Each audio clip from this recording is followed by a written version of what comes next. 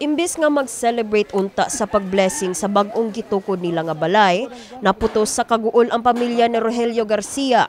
Human na apil ang ilang Pinoy-anan sa dakong sunog sa Sitio Pukang, Barangay Luok sa Mandaue, Biyernes sa hapon, Enero 24. Dako yung nagastos akong bata, mga hapit 300. Bago pag yun. Karoon tato, blisingan tato kay mapil pista ba?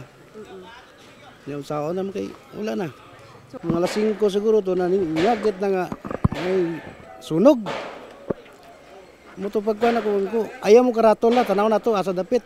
Nisaka ko sa babaw, tanaw na ko dito na nagkayod sa nga 5 guro kabalay siguro. Sama ni Dandi nga walay na recover sa ilang naabo nga panimay, naabtan sa MyTV Cebu News Team ang pipila ka mga residente na masin nga mabaligya pa ang mga kabilya o guban pang kabilin sa sunog. Tulo kada kong sunog ang miulbo sa dakbayan sa Lapu-Lapu ug Mandaue sulod lang sa 24 oras ning Biyernes, Enero 24. Labing daghang naapektuhan mao ang Barangay Luok ug Barangay Upaw. Dinhi sa mao mga barangay abo na lang ang naabtan sa kapintulo ka gatos ka pamilya human sa pagkaugdaw sa ilang panimalay. Miabot na sa kapin 500 ka mga individual ang naapektuhan sa sunog ug temporaryong gipahimutang sa Luok ug Upaw Gymnasium. Miabot sa 3.3 million pesos ang danyo sa insidente. Usa sa mga biktima sa sunog ang giatake ug namatay sa tambalanan kaganihang kadlawon. Ang maong nakalas nakaangkon sab og mga first-degree burns atol sa pag-ulbo sa sunog. Injury nga later on namatay siya. 63 years old. Naa siya first-degree burns sa left arm. Tapos unconscious ni siya kagahapon. Gi-transfer siya dito sa Mandaue City Hospital.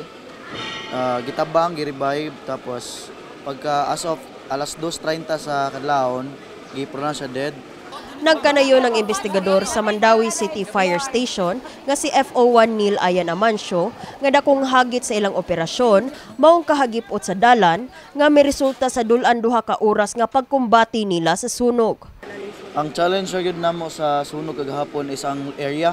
So ang area is gamay, ang makasudra is ang amuang mga penetrator trucks, fire trucks namo nga gagmay.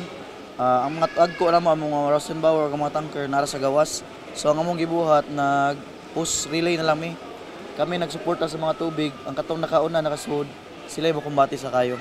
Samtang wa abti og usa ka oras, kalitsab ni ulbo ang laing sunog sa Barangay Tabok sa Mandaue City. Asoy sa Mandaue City Fire Department nga padayon pa ilang pagsusi sa kadaot sa maong sunog. Samtang sa wala pa ang duha ka sunod-sunod nga sunog sa Mandaue, dakong sunog sab ang miigo sa Sitio Sanggi Interior, Barangay Paho sa dakbayan sa Lapu-Lapu, pasado alauna sa hapon. 36 kabalay ang naugdaw. Ang maong sunog hingpit nga napaong human sa dulan sa duha ka oras. Nagkanayon ang kabomberohan nga kapin sa tunga sa milyon ka pesos ang danyo sa maong sunog. Kini si Eliza May Piñaranda, alang sa MyTV, Cebu.